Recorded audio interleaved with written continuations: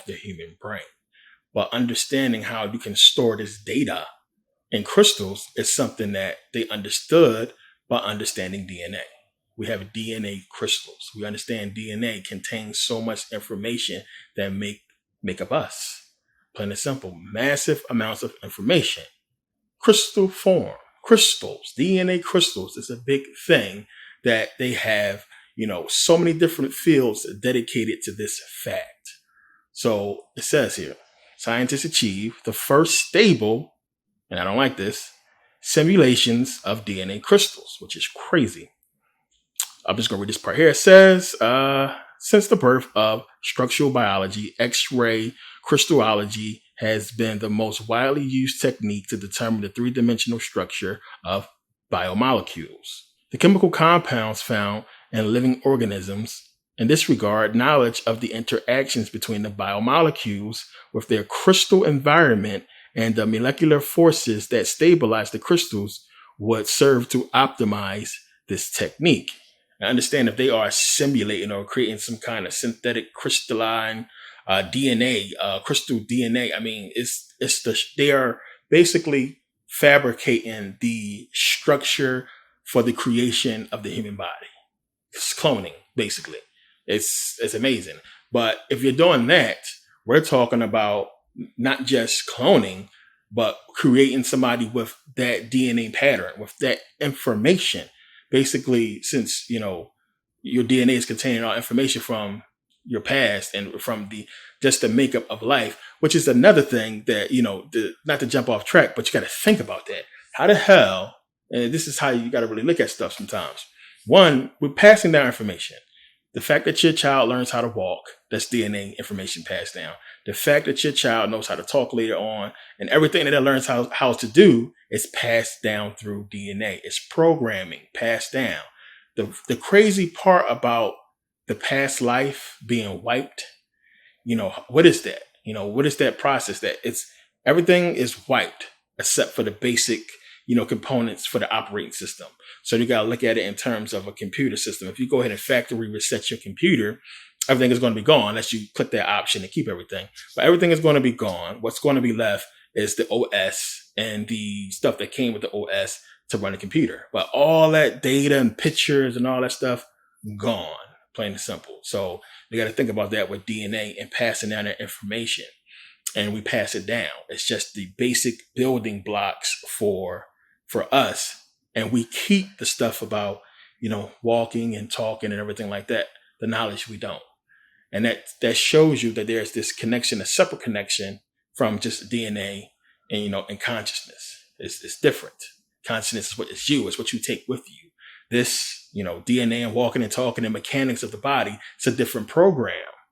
And this whole crystalline and understand this whole crystalline structure of the DNA, how information is passed down, kind of shows you that if you understand what I'm saying. But the fact that they can simulate that is deep.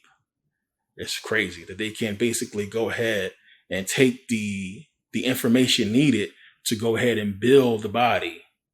And with that, it's still traits. It's still in there, it's still locked in there. So you can sing because your mama sang, or you can draw because your daddy drew, or you can play ball because your dad did. And those little traits is still within there as well. You don't lose everything. It's some little pieces that you keep. Features. You look like your mama. Got the same kind of nose, stuff like that. Those type of features, traits, all that stuff is still within there. You get a little teeny, it's filtered down as a little teeny bit when you had that child and they come back and they have these features. All that stored within the DNA. It's crystalline, it's crystals, crystalline DNA, same structure. The same thing we're talking about, holding massive amounts of data within crystals, within you. Make that connection because we got to understand, the body holds that memory. It holds it. So the growth of muscles, tendons and so on and so forth, how something is going to grow, where it's going to grow out to. I mean, we don't even think about the measurements itself. That's the whole makeup of the body. You're going to grow this tall, this length, so on and so forth. This is all information. It's all stuff. It's like a computer program. It's like codes. All that stuff is information. It's all within you. It's within your skin, your genes, your DNA. It's all there. It's time sensitive like a mug. During this time or when the body receives a certain amount of this activates, It's like programs, so on and so forth. Massive amounts of information in the body. It's the same when we think about crystals. It's really no different. And we got to look at it like that. So when we're talking about, being able to program minds and bodies and so on and so forth, and being able to induce certain chemicals to make stuff stop hurting, to numb stuff that we see doctors do all the time. It's a lot of stuff that can be done to show you how the body is similar to computers and how we have this information field within our body, this information DNA within us that can be tampered with and changed, and them making some kind of synthetic form of the crystalline structure of a DNA, which if you ever seen it before, it looks like a kaleidoscope. It's actually beautiful. And it's something amazing. But we got to look at that and think about that in the same type of context as crystals, our body, and the connection that we should have.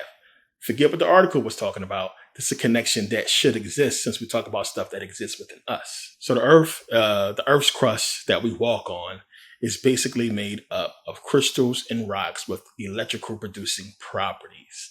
So if you ever heard of people say you have to ground this wire, people doing work on a house, doing construction, they're talking about, you have to ground the wire. Now, if you go into a house and you see a lot of the sockets look like this, then that means that house probably has fuse boxes instead of a circuit breaker. So when you see that little hole at the bottom that looks like this here, that hole means there's a grounded wire. It's for grounded wires. That's giving the circuit something to pass through, which is basically the ground. So you probably seen a model before. It's like you're working on a house, and let's say the wire that's here somehow comes detached and it's touching the metal part of this socket here. If somebody comes along and begins to do work on this socket and they touch it, they're going to get electrocuted if there is no ground wire.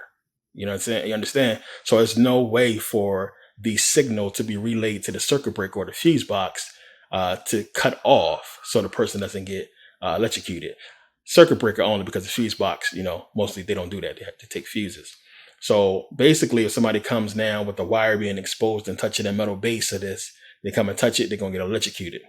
So by having a ground wire, what happens is once the circuit is not complete, or if you go and you plug in like an old broke TV or any type of electrical equipment that don't work, you plug it in, it's going to blow circuit breaker, because the signal is going to be sent to the box to shut the box off. Now, if that signal is no ground wire there, no signal will be sent. So the live wire that's exposed, basically, if anybody touch it, they're going to get electrocuted. And this is how you have fires happen, inside the walls and stuff like that, because there's nothing there to cut the circuit, to cut the flow of electricity flowing through. Like if you plug something in that's bad into the wall, or while something is plugged in, it shorts out. And then now you have this continuous circuit, keep going, not shutting off the breaker. It's keep flowing through the walls. And eventually something's going to catch on fire. You're going to have electrical fire within the walls, house will burn down. By having it grounded, the signal is basically sent back to the box to shut off and cut off all power. And when that happens, you go to the breaker. If the breaker don't work, it's something within the walls and you can fix that. So it's important to have that ground wire. So they got to think about it. The earth is made and ready for energy to flow through it. Think about that.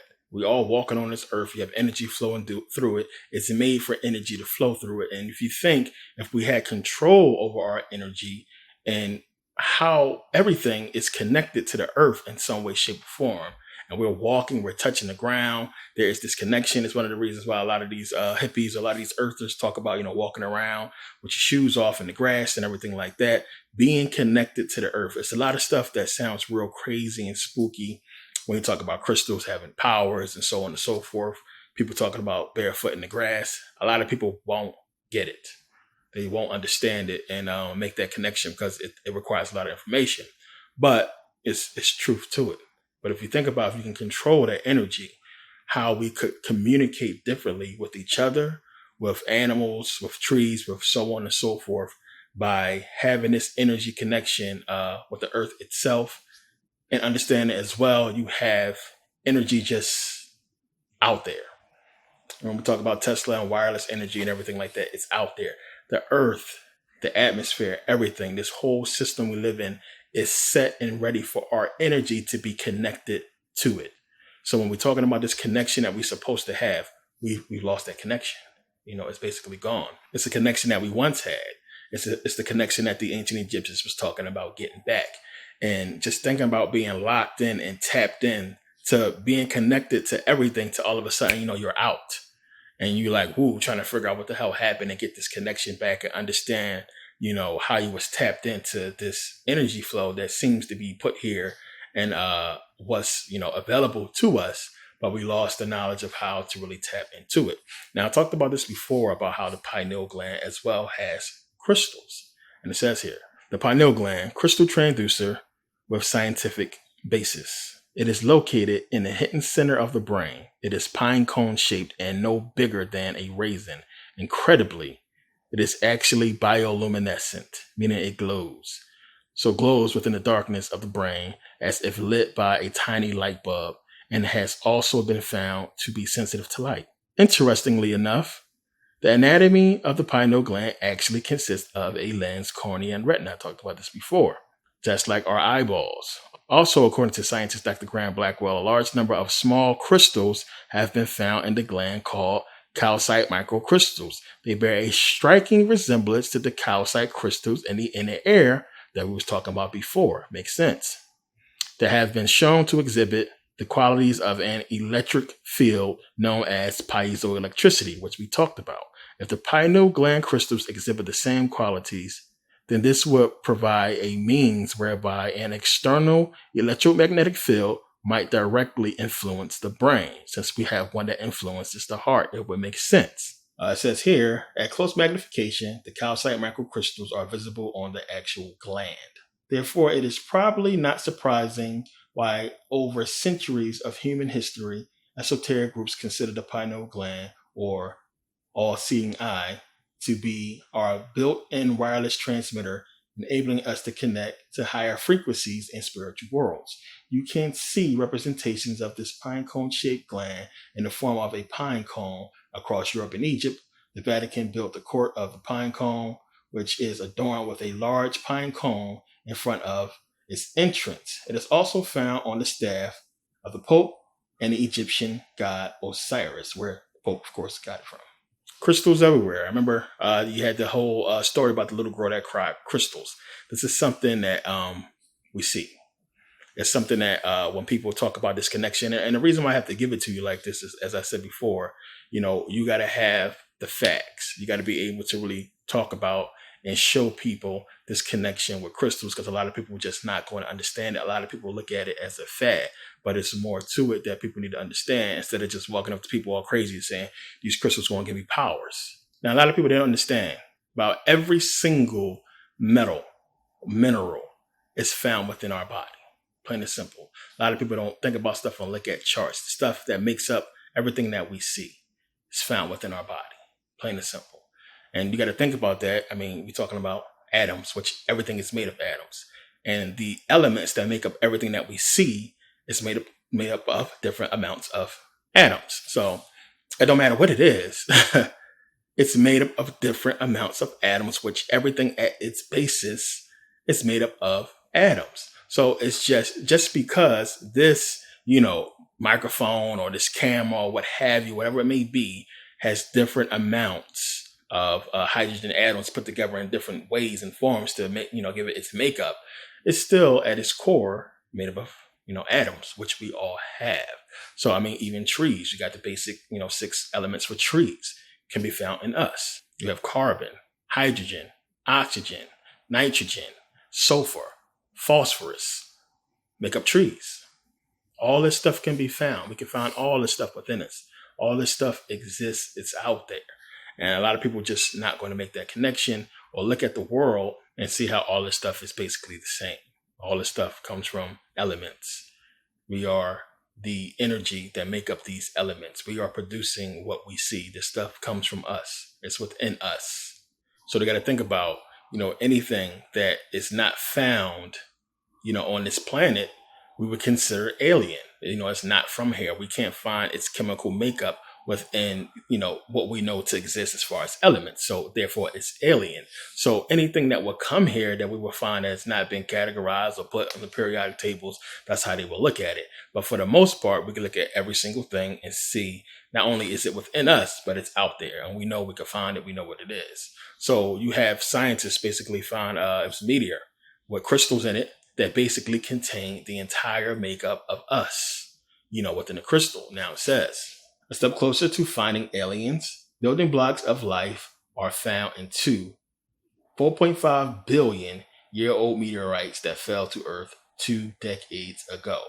Crystals found in two meteorites contain the essential molecules of life, for life, amino acids, hydrocarbons, and liquid water found on 4.5 billion year old rocks. The meteors landed on Earth in 1998, but the technology of the time wasn't capable of detecting the important chemicals. It says the small halide crystals, salt containing, were found to contain the amino acids, liquid water, and hydrocarbons. Amino acids form the basis of proteins, and hydrocarbons are organic compounds made up of hydrogen and carbon. All of these being essential elements to create human life.